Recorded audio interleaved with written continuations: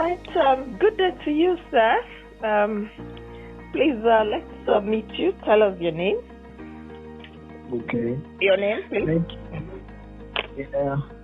Good day as well. My name is Tukumbo Ojekule. Well, broadcaster. Started way back late 70s. Yes, I was going to ask, when did you come into broadcasting? Yeah, precisely November of 1979. Wow. 1979. That's a long time. Yeah. All right. I remember I just finished school then, and around that time, and then I was looking for a job. I just walked in, and what happened that I was really touching. It's very, very big in my mind. I will never forget. But eventually, I started working at Radio Lagos. Yeah. All right. We'll get back to the details. But what was it like when you came in? What were the requirements? You know something, in those days, really, what you found was people having interest in just doing the glamorous job. I remember when they were asking me, why radio? I just like it. I remember I said something like that. And what happened thereafter was I found out that many people in my shoes at that time also were fresh from school, and they were looking for adventure. And they just wanted to come on show television. Some were so more adventurous, they went to television. And in those days, what it took was for me to be able to speak English, speak good English, correct English, have what they say, command of English, be able to communicate fluently, also know that you are in a field where you need to show how good you are in terms of expressing yourself. So there were no particular, standards that you were expected to meet. Set up standards. Oh yeah, there was standards. Okay. Especially when getting in was always the case. Once you were in, you realize that you're a different school entirely. You're a different school. For example, I started off being within the producer's corps, and gradually they found that I could also double as a presenter. So I remember in those days, you were made to sit down with the announcer on duty, whoever was on duty as the announcer, and you could sit down for 3-4 months. I mean, not really doing anything. And it was good. I sat in for 6 months before I could give a time check. And I can tell you something in those days as well. It depends on the organization you are in. Some are so eager to tap somebody or they don't have enough patience to put you through this. No. Because they wanted you to start work on a very clean plate. So there was no general standard like that everybody, irrespective of your station, could follow. No, initially, you had heads of stations who use their initiative. What they do is, in our own days, when we just got into becoming middle-class managers, we developed our own style of establishing a relationship with people coming in and getting them to know what is called a house style. The house style is unique, very unique. It could be general in all areas, but there are some very peculiar ones to an organization that a newcomer, a fresh man must go through. So you can have those kind of relationships there. For example, presentation course, every Thursday is cleaning day because it's presentation clinic. and you must be there. Even if you are off shift, I'm sorry, you have to, and irrespective of where you're leaving, you must come to the position. That's where I've done a kind of X-ray of the past errors within the week. They would have recorded your translation you didn't know. They play it back, and at that forum, you have to take corrections with fair share. Your junior will correct you, your seniors will give you more and show you, but because you are all part of it, and the house style was enshrined in those days, during that kind of a small parlor meeting, you would get to know that here, we use Mr. for some people, we use Chief for some people. Here, all these things come into play. Now, gradually, the core of radio owners, the bulk of ownership was the government. And government began to realize that they could start a training school, okay, and whereby they could bring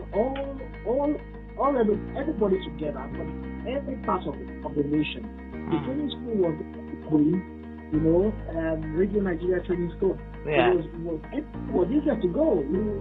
It will sign you off for about 6 weeks or so, Yeah. and then you go, and then you come back refreshed, and you are able to, do it again. And you're better. Yeah, you're better, and it helps the organization yourself as well. So it became a level and a kind of soft ground where you will meet every other person coming from all over the country, coming to do the same thing. So you have different. So you could compare notes. The presentation, you have the production, you have the studio management, you have the radio commentators. Yeah, I remember. Then drama was it as well. You go through, and some of us we are lucky to do a bit of production and do a bit of presentation and do a bit of radio commentary. But the fact was there was a school. There was a school. And it was great.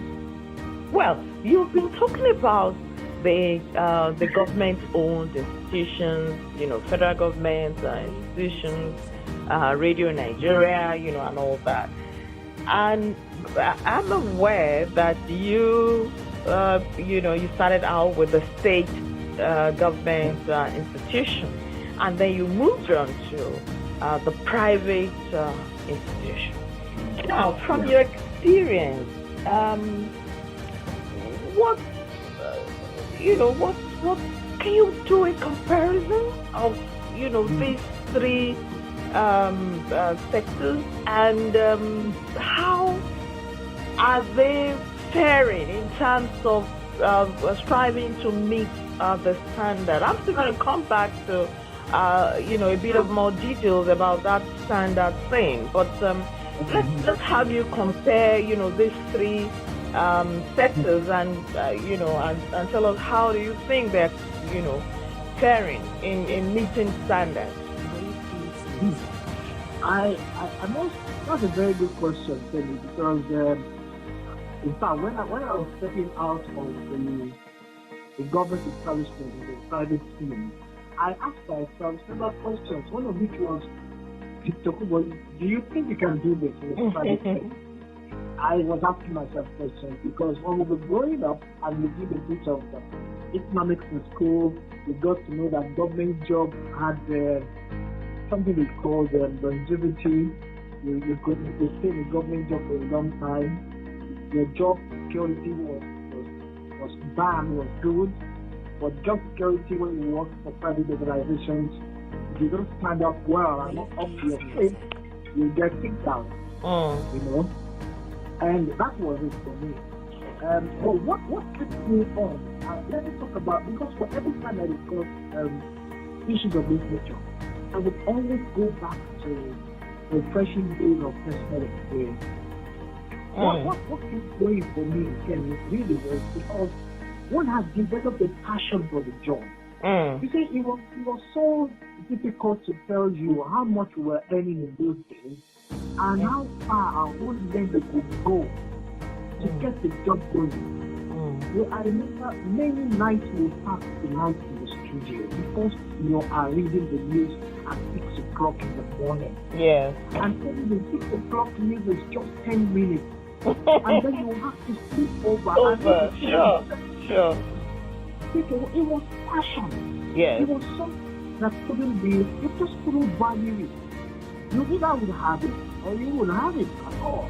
So I realized when I get to the private sector, really, that there was something I got to know fast enough to be able to function within the private sector.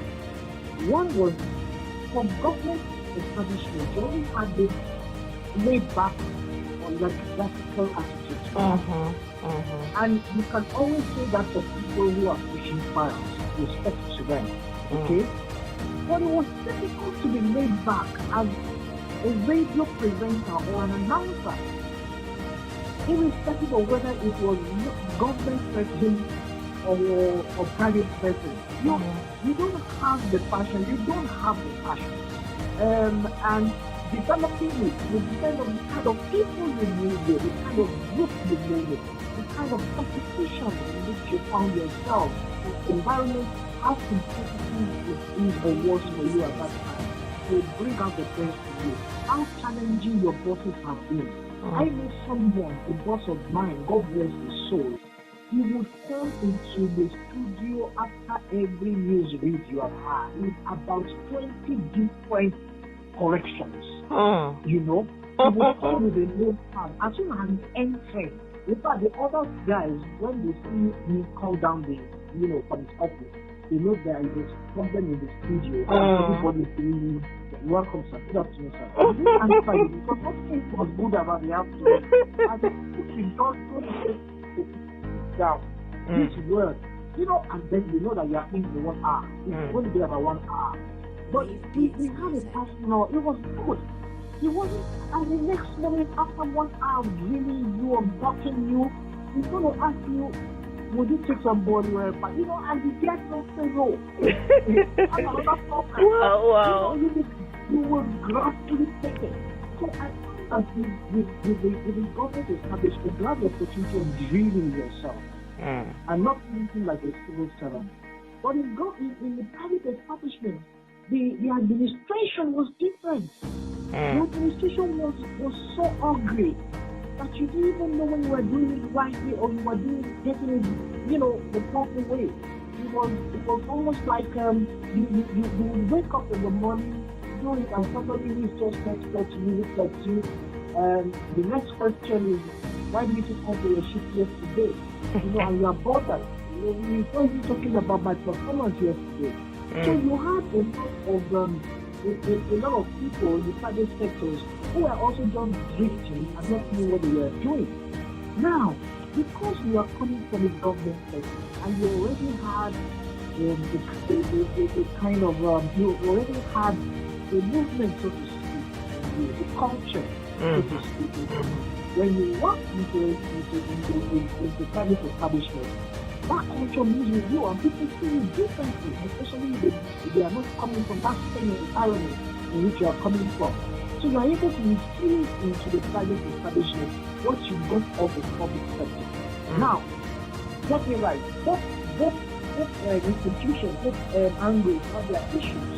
The issues, they have their issues. Because I was going to ask that, are you saying that the government institutions strive better to meet standards than the private sector? No. Okay. Look, when we were in government, it was this federal or local character we talk about. Local character comes in the sense of a regional setting where you are working within a government or a state. And within that state, you have so many affiliations, so many different tribes or cultures, right? And in Lagos in particular, you have the Awori, you have the people, you have, anyway, the idea of most people is you must represent one character within the scope. And I remember when we were being interviewed with them, somebody came to whisper to me, before this was getting interviewed in Radio Lagos, somebody came to whisper and said, show me Korean, are you from Lagos? and I remember that I said, no. He said, what are you doing here? You enter that place, I said to him, no, why should they, you know? I said, no, I'm not calling, you know, it's okay. And I was really frightened. And I realized that some of the people who were very young, they were very, very young, Kemi. And some there was some people came to teach them, and just say you are from Italian, you say you are from Italian culture, you know, the grandfather is this. I just stood there, I was confused. But when we were all now busting, they asked about 8 or 9 of us to come in at the same time. And we were all standing there, and I remember the table was larger than the number of people inside. So that table alone was working for you, you know, you are just in for it. And the man sat down there and looked at us and said, yes, everybody, how many of you want to do that? We asked questions one by one, and they started asking what's your name, speak your friends, where you from, you know, and it was so difficult. And I answered that question, but I didn't know it was a suspect. But they said the things they had they shortly said just about kind of what the others are so were clamoring, so they are just so afraid, they were frightened. You know, it was quite dressing, and they had to leave, you know. And then we went on from there to where you say you're from, who's your mother, who's your father, and all that. Everybody there respected me said I was in the mistake. I said I was in the mistake. And they all looked at each other and looked at me again in the mistake. And said, what are you doing here? I said, I'm looking for a job. You know, and so much later I realized that was the test. Confidence, you know. Yeah. And I grew up in that. And it was the fundamental thing that I realized that a presenter, a broadcaster should have. Confidence is something. Yes. And I remember then, and luckily, my mom actually was from Lagos, and I didn't clear it, you know, up until the end of my interview when they said, where's your mother from? And I told them, and they said, what? So naturally, show me, and I looked at them, I couldn't understand what was happening, because where I grew up, it's in other place you have to. He said, no, okay, what's your grandfather's name? I told them. When this area in the area, I told them, do you know from that? I said, it's my uncle. And the other was there, You know, this one and the other come. You know, that was when I saw the tribalism at its worst. It was bad. So for state institution now, you have to grapple with nepotism. You know? Really have to. Yes, you really have to, because for me it was and why I think slightly beyond nepotism was again because if you didn't have a stuff in your matter, you couldn't hold conversations, you couldn't flow. You didn't do well in school, you know, and you didn't show that you were a master for mass communication. In those days, you didn't have a chance.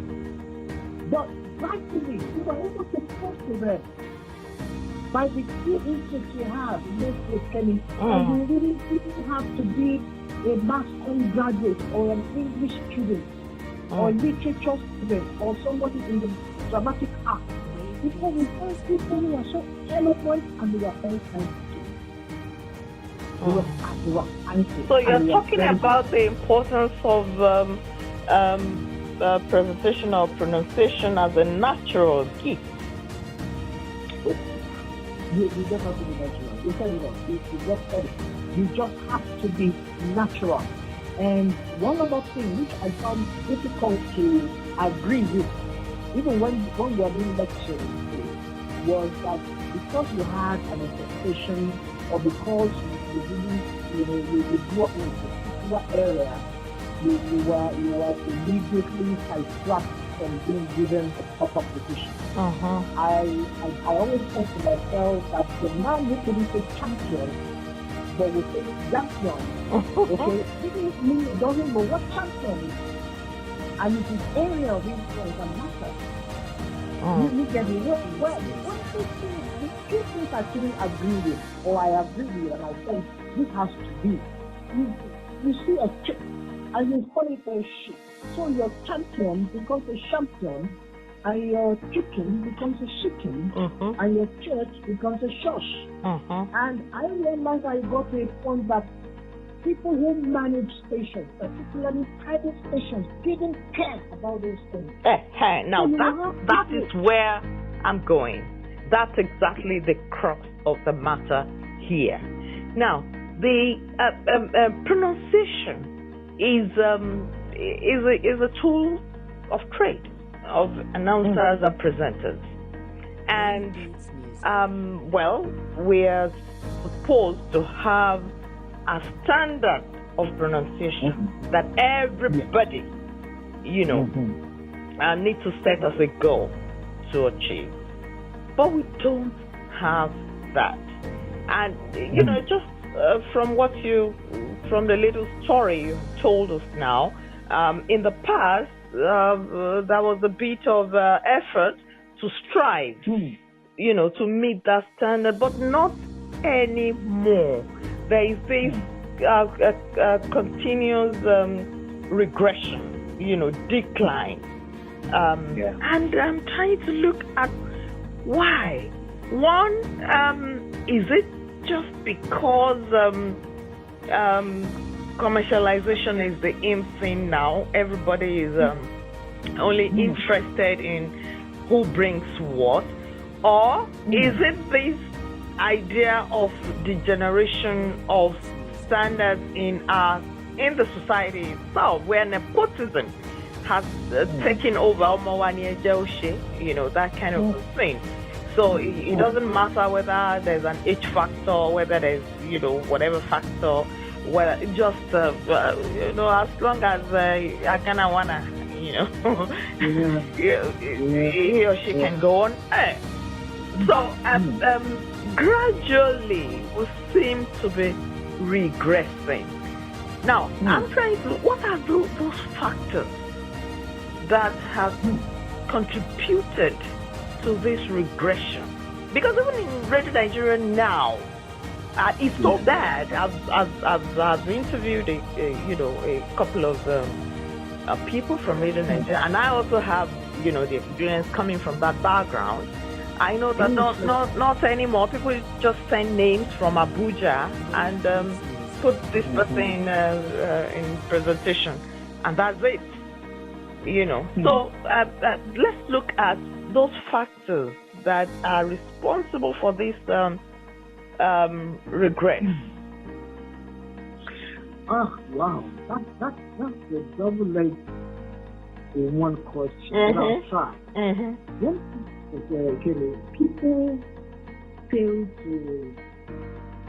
I'm going to say this. It helps me. Ownership is one. Ownership. Somebody mentioned that. Ownership. Yeah, ownership. The influence of the owner, hits you, grapples you. I've had to sit down with one or two people who wanted to start radio stations at the time. And the question I was asking, now why you can't setting this thing up? They said, for me, there's money in this thing. There's a lot of money in this thing, and then the other thing is power. Then you own a system, and you have power, and my future is politics is so bright. And when I'm talking about way years back, and I was shocked. I was shocked. I was like, okay, so you could just have money and apply for one thing, and then own the station, and you do anything. It's possible in Nigeria, and it's still possible. It is still happening, Kemi. So ownership is one, just one. And then you have some owners, even government at this point, who honestly do not understand why a radio station has to be under the country. I have worked in a station before where it was the rule of order of the day to sing praises of the political power in that state. Yeah. And something will go wrong with you. If you dare probably join a conversation or a program you're presenting or hosting, bring down that government, carelessly or intentionally. You are moved. They just move. So it doesn't matter how good you are, It doesn't In your matter pronunciation, how good a presenter you are. At all. As a matter of fact, if they want to go to the length of punishing you, they could bring a law officer in terms of people. Bring that person from anywhere in the north or east or wherever, and make that person come and head with your presentation immediately. And then you begin to wonder what exactly have I done. So politics, and that is key here. Politics. Sorry. Politics. Yeah. Politics. But I have two ways to explain the politics. Some political drives, okay, are purposeful. I'm going to explain why I say so. Some are internally damaging. The internally damaging ones are the ones that would affect your psyche for life. The ones that will bring down your confidence, lower your body esteem, throw you to the waters without actually putting you in the water. Then at that point, when you're making up your mind, is this job for me or not? No, I don't think so. And why is that great? Because you're good at what you do. Your immediate boss can't even perform as you are when it comes to, there's so many things involved. Yeah. The man is shocking, the woman is shocking, and they begin to look for you to tackle. I experienced those things. It wasn't that I read it in a book. In fact, the people who write in the book these days, they don't write about experiences. They only, they don't just write imagination. So a book that going to talk about the frequency of presentation, production, dramas, everything when it comes to mass communication, performances must have gone through that view. And then you take every day of experience and you turn to the test. And people wow, and that's the issue. That is it. Now, further to that, there's this way. Now, I call it a way in your mind, and don't know why it's wasted because at the end of the day, how much are you taking home? What's your price? What's your value? What's your price value? Don't let establishments have a structured thing, a structured template. Level 4 is level 4, level 8 is level 8, level something is level. Do you understand? Yeah. And so now, and one of the reasons why when the private government, when private establishments took up, why there was a kind of mecha movement to them all was because of the money they are throwing. They were attractive. Yeah. That's what they were doing. And when they left, okay, they moved with the culture and they left that place as blank as ever. So nobody can come and fill in the proper places they are living within the government scope. So remuneration is another. Remuneration is key, and when you do it well, there is a movement from where you are. And then those people, I experience people, there's only few ones who can sit down and lecture. The only few ones who can run or manage a radio station is empty. So you now begin to look for somebody to now, block them. And then you look for this very innocent person who has never done it before, or maybe just because, who probably just feels radio is good, and he's done one or two things that have been done, and now they decide to bring him and put the person there to edge the station. What do you do? What do you get? You haven't been help. So we have it was meant to be a progression from one step to other, and people coming to feeling and go. So it doesn't matter the quality. It doesn't matter the quality of what they have. It doesn't matter the quality. All right. Our time is really fast. Let's talk about. Let's round off this now with projection. Now we have scholars who study, pattern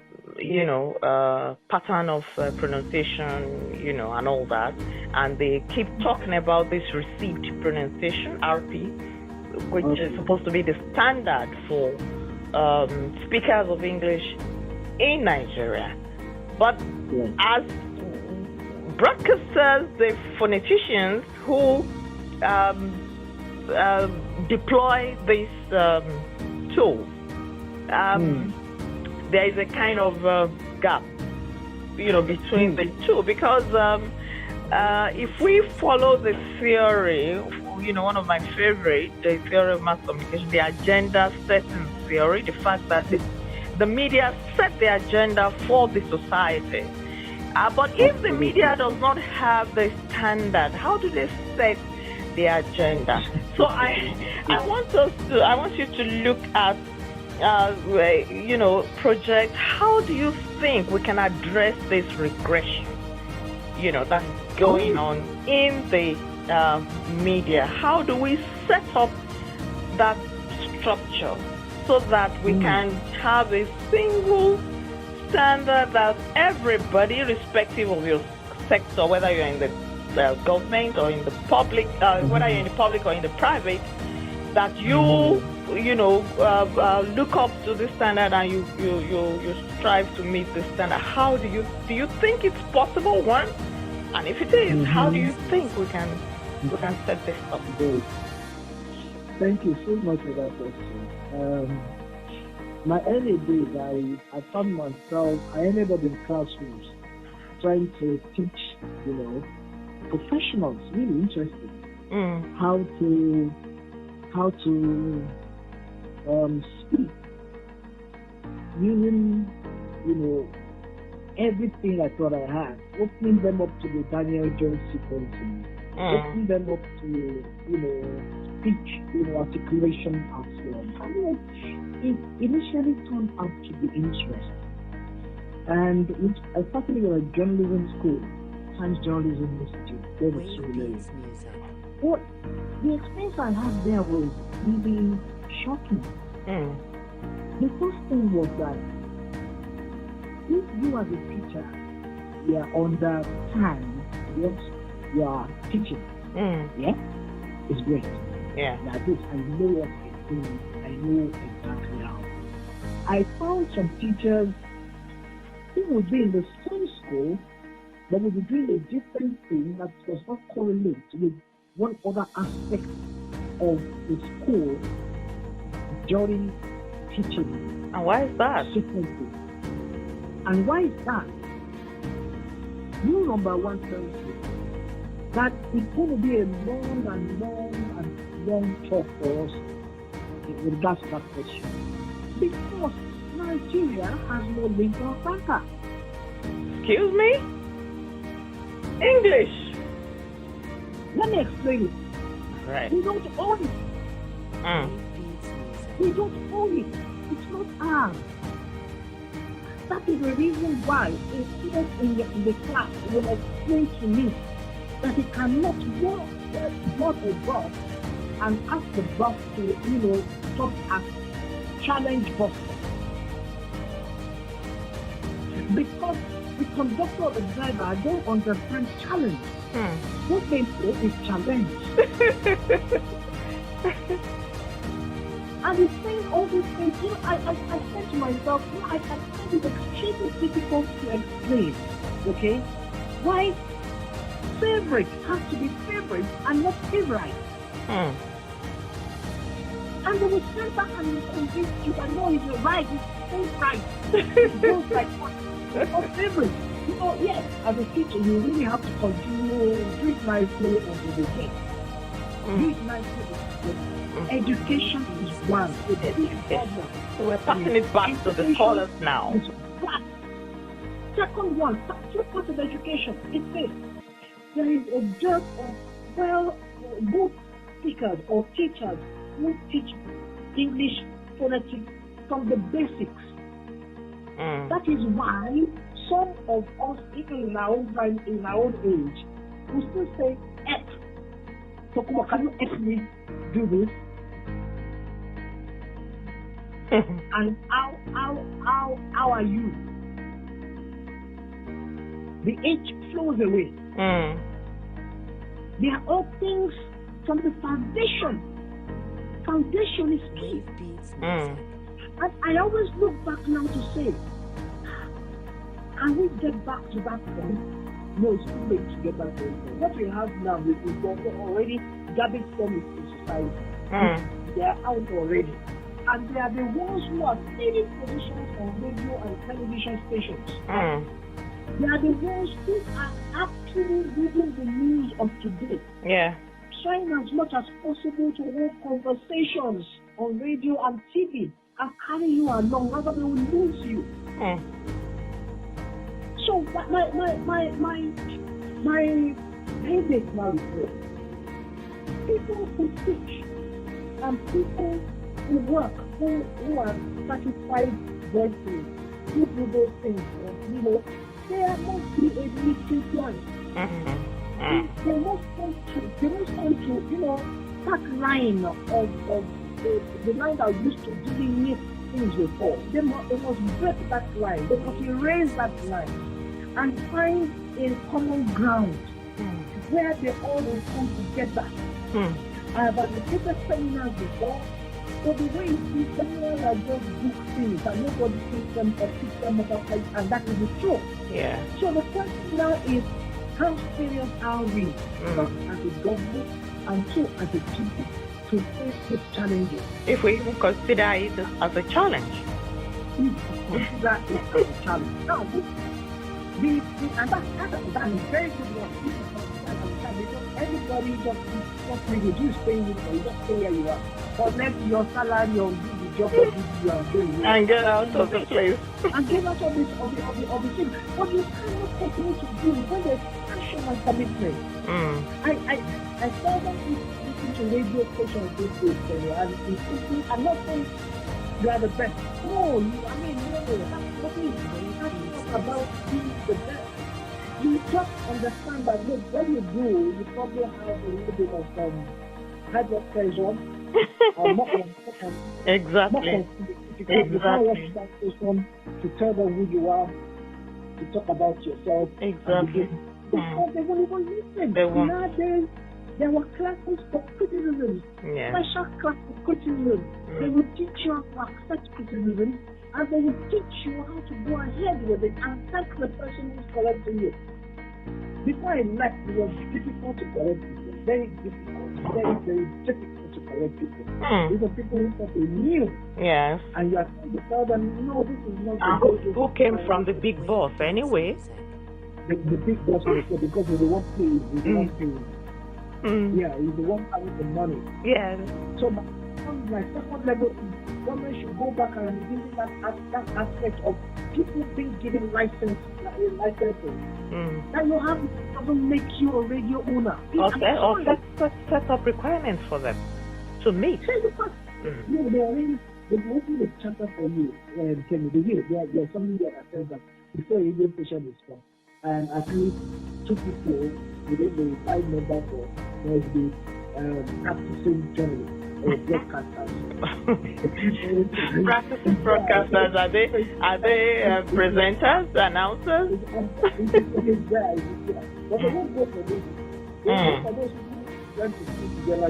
Yes. People who have their nephews or their nieces, and they put them there, and that's the thing that's we have to nepotism again. It's always somewhere there. Yes. We have to be very serious about this game. It's a good game, but a game that could end up attracting us in many ways. Well, and this day, responsibility comes from as a people person. You don't even know your responsibility to society or the people. But you take time in an issue. You don't take time. You take time. And we join hands together in talking about what is wrong, what is bad in a workplace, what the government is doing in a workplace. What people are, you are expected to be an unbiased, unbiased. Because the program you are running, because even if it's for a personalized show, what you say does matter. Sure. So because you're saying it's the public. The way you say it, yes, the public thing. The public thing, you are not owned by yourself.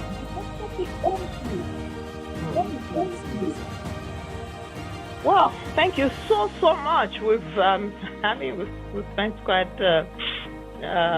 some time on this, but it's all good. Hopefully we keep working on these so that somehow, maybe someday, we'll get to that point where we'll be able to start setting up structures that will help us to put in place a standard for our dear profession. Thank you very much, Mr. Ojekule, for your time. Sure. I was able to go through your questions. Absolutely. Thank you so much. We appreciate this. Hopefully we'll find time to do this again, maybe looking at another angle of the broadcast industry. Thank you very much. Thank you so much. Have yourself a good afternoon. Thank you. Okay. Bye now.